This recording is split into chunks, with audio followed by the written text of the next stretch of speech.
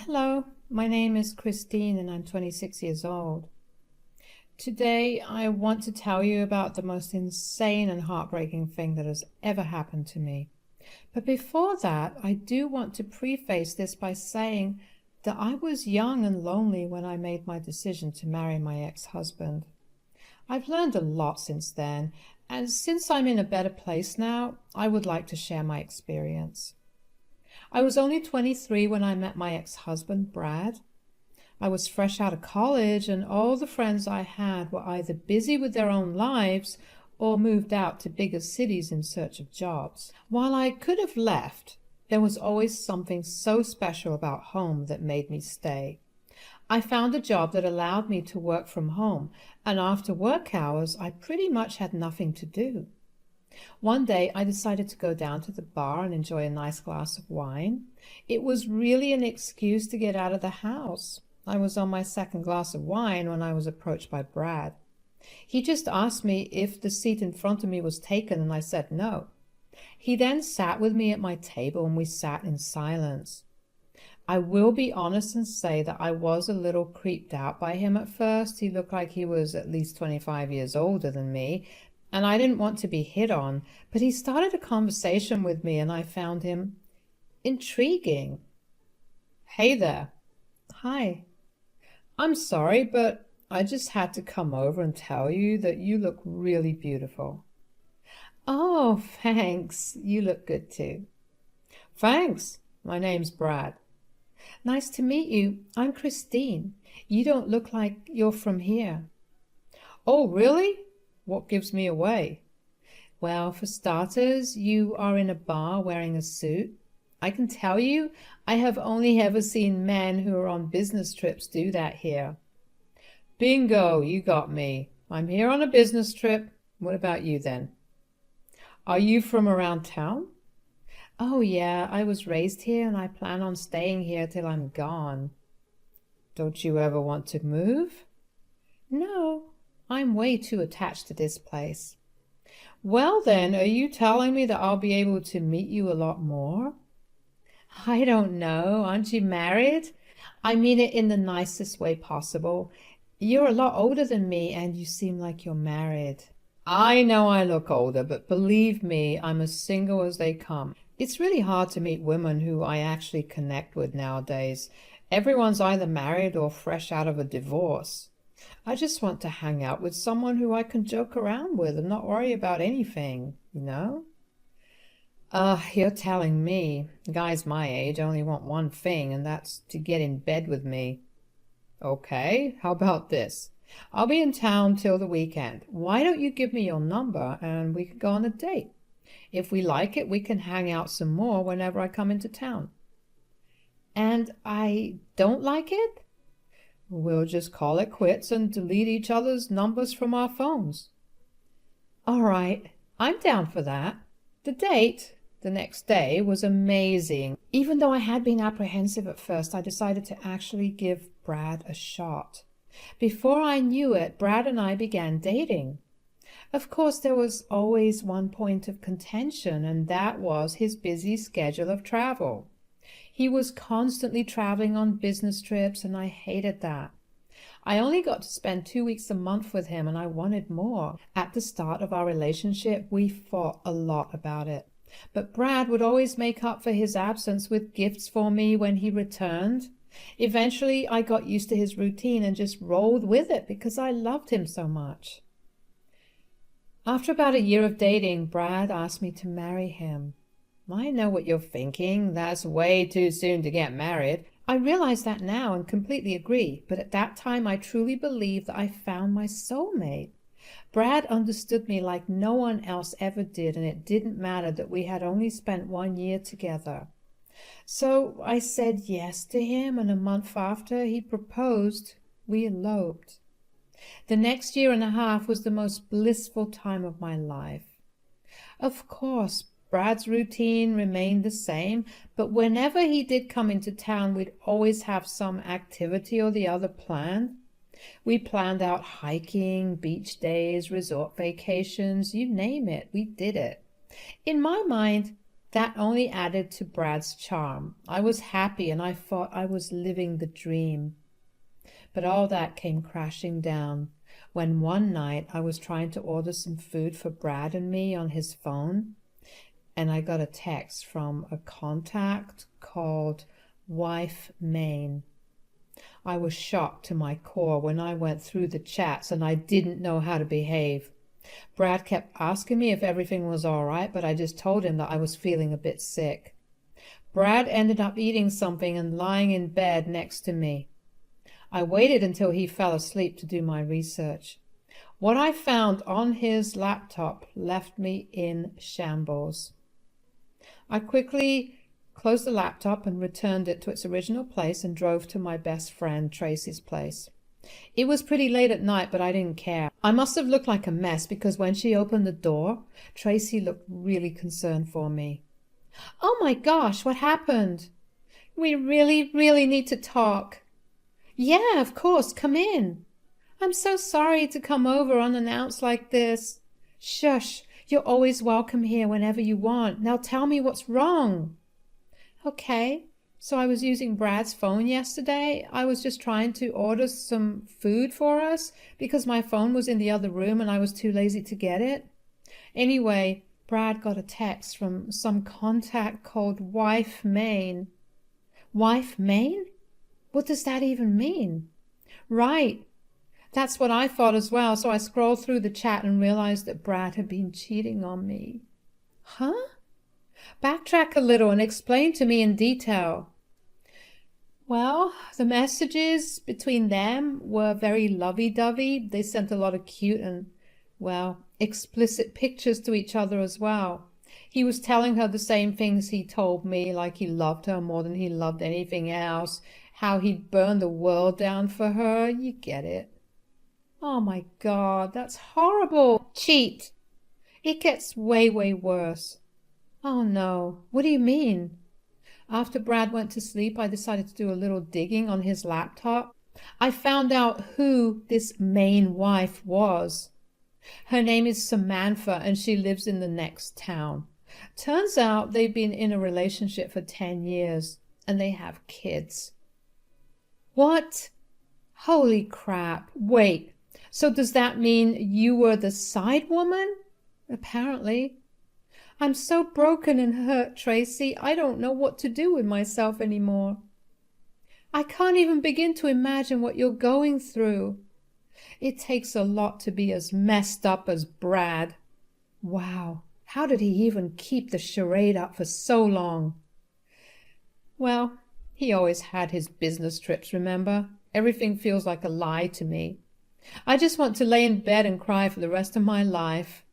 What did I do to deserve this?"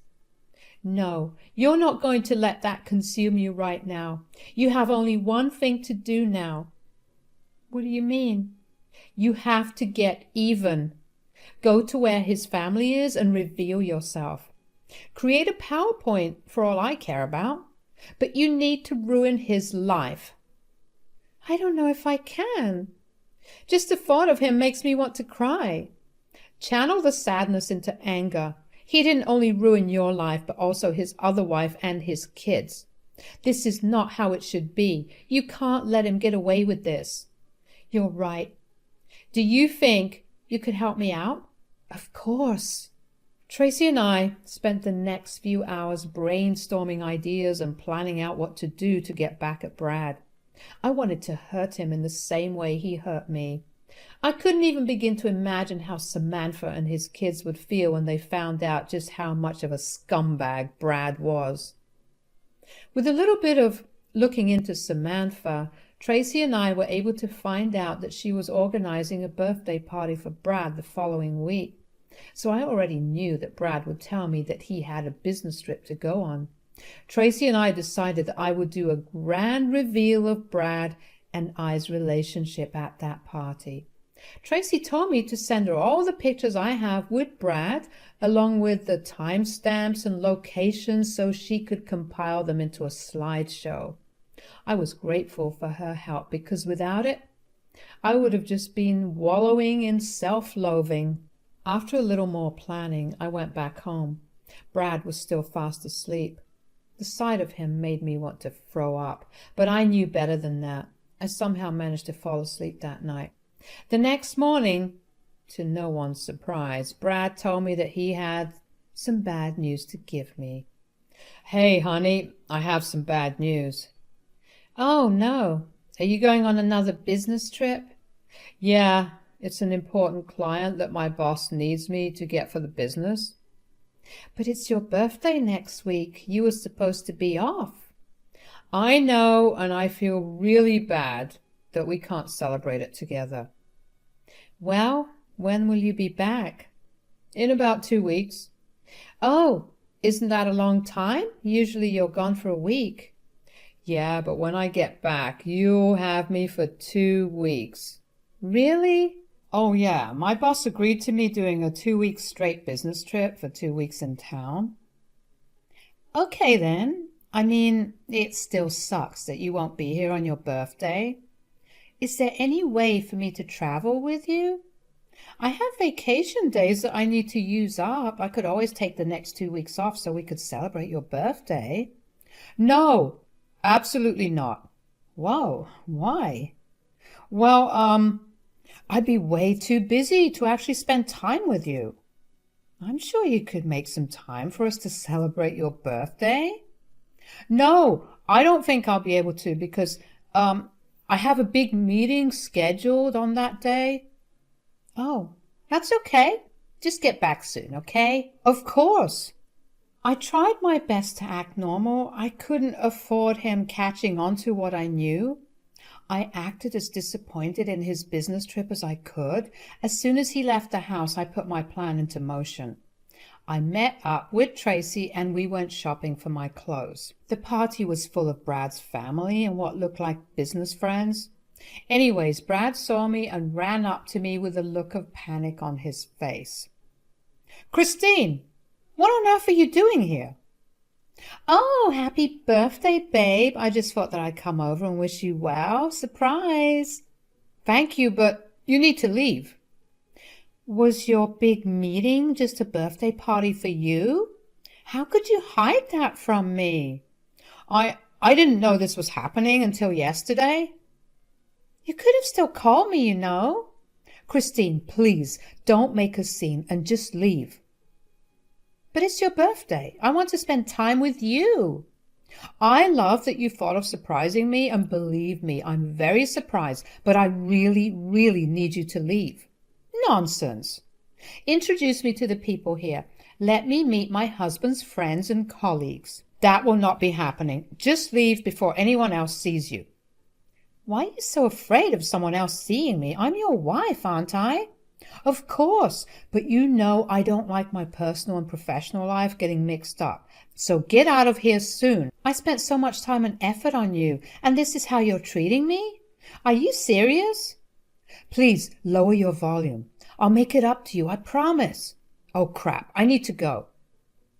I was confused about why he had to go suddenly, but looked towards where he looked before leaving me. There I saw Samantha approaching me with a look of confusion on her face. "What is going on here? Who are you?" "Hi, Samantha, I'm Christine. I'm someone that you should know about." "Huh? What are you talking about?" "You see, we both know someone in common. Your husband and I are really close." "Oh? How do you know my husband?" "Well, you see, he came over to my town a lot, and we happened to meet at a bar. He told me he was single, and even though he was a lot older than I'd usually go for, he was a nice man. He treated me right."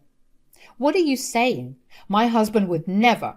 Brad is very, very against cheating of all kinds. He even runs an NGO for victims of cheating who have no support or places to go." "Why, that's pretty ironic, isn't it?" "Listen, I know that Brad has a lot of people who hate him, and this is one of your tactics to put him down. It will never work. Brad has fought against everyone who tried to accuse him of cheating for years." "Wow. Is this how he's been keeping you next to him? He just manipulates you over and over again so that you'll never believe a word anyone says against him." Okay, you're crossing way too many lines here. I'm going to have you escorted out of here. Look, I just wanted to tell you that I came here for a big reason, and I wanted you to know what Brad has been up to behind your back. While you take care of the kids all alone for weeks while he's gone, he and I are cuddling back in my place. Shut up. Stop saying that. Brad would never. Oh, really? Well, I have some proof for you. Why don't you just look over at the screen there? Samantha looked at me with rage, but I kept looking over at the screen so that she would follow my lead. Eventually, she turned her head when she began to hear whispers from the guests all around her. She looked up at the screen and her face fell. I could see all the questions she had written all over her face, and honestly, nothing was more satisfying than seeing her finally understand how disgusting of a man Brad was. On the screen was a slideshow of all of Brad and I's milestones. They were pictures of us at the bar, pictures of us on dates, pictures of us on vacations at various resorts and beaches, pictures of us kissing, a picture of the day we eloped and got married, and for good measure, I even put in a picture of our marriage certificate. I left nothing to be questioned about because I even had the picture timestamps put on to ensure that nobody would think I was a liar. The guests were all whispering among themselves as they stared at the screen and then at Samantha. Samantha looked red in the face. She walked towards the front of the hall and the crowd parted as if they were the Red Sea. Brad tried to walk away, but I ran towards him and blocked his path. He was going to face the consequences of his actions. Samantha quickly announced the end of the night and requested that all the guests leave. The guests slowly filed out, and in the meanwhile Samantha and I just glared at Brad. Brad was sweating profusely and kept trying to calm us down by telling us it was all a misunderstanding. As soon as the last guest cleared the room, Samantha erupted. She began yelling at him and asking him how it could have all been a misunderstanding. Brad tried to reason with her and told her that she had gotten too old and boring. He only pursued me because he wanted to experience some fun. The disgust I felt in me at that time was enormous. I wanted to puke. How vile did someone have to be to leave his wife and kids at home and start another relationship, all because he was bored?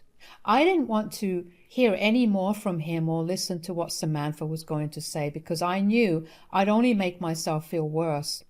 I was happy that I brought Brad's disgusting behavior to light, and I felt like that was all I needed to do. I walked away and went back to Tracy's. I held my tears in until I reached Tracy's place. Once I was there, I broke down and cried like I never had in my life. It felt all too real that my relationship and marriage had finally ended. Tracy was glad that our plan worked out and happy that I was out of a crappy relationship. I stayed with her for the next 2 weeks. She helped me cope with everything that had happened and was a shoulder for me to cry on. I'm truly grateful for her because I don't know what I would have done without her. By the end of the 2nd week, staying at her place, I got a call from Brad. I went against my better instinct to ignore the call and pick it up. What have you done? What do you mean, Brad? Don't even... You've ruined my life. Just like you ruined mine and Samantha's and your kids. I see no difference. You could have just talked to me about it. And what would that have gotten me? More heartbreak? What would that have done for Samantha? You would have just found someone else to sleep with while your wife took care of everything back home. I simply did what was right. No, you ruined everything. My perfect life, my perfect job, my perfect family, all gone. All because of you. Did I force you to cheat? Did I ask you to abandon your family? Did I ask you to marry me? Did I ask you to lie? No. All I ever did was be faithful and kind and loving towards you. And how did you pay me back? With the most disgusting lie of all. You did this all to yourself. I only exposed everything. I know I made some mistakes, but this is not what I deserve. Some mistakes? Brad, everything about you is a mistake. I don't even know how you made it this far into life without ever being caught. But you know what? You're right. You don't deserve this. You deserve much worse. I treated you so well, and this is how you repay me? Everything you did for me was a lie. Our whole relationship was a lie. How did you ever plan on keeping this up? Either Samantha or I would have found out at some point. What would you have done then? That was a problem for me to deal with later on. You had no right to interfere. Oh, I definitely had all the rights to interfere. I was the other woman. You know how I feel about cheating, and not only did you cheat on me, but you made me the other woman. You're absolutely vile, and I hope you get nothing in life from now on. All your stuff's packed, and I've mailed them to Samantha's place. I never want to see or hear from you ever again. Bye. The nerve that Brad had to blame me for ruining his life was really astounding. How could he have been so blind to the way his actions had affected so many people? I was super proud of myself for standing up to Brad. I knew what I had done was right, if not for me, then definitely for Samantha and her children. And I got the confirmation for that when 2 days later, Samantha called me. She thanked me profusely for exposing Brad and humiliating him that way. She told me that she always had an inkling that Brad had been cheating on her, but never found any concrete proof against him. She told me that not only was she getting a divorce, but she was also going to fight for full custody of the children, the battle for which wouldn't be hard considering Brad was barely there at home to even look after the kids. She also told me that Brad had been kicked out of the very organization he started because none of the members wanted him affiliated with them. All in all, I'm happy that Brad got to learn this lesson.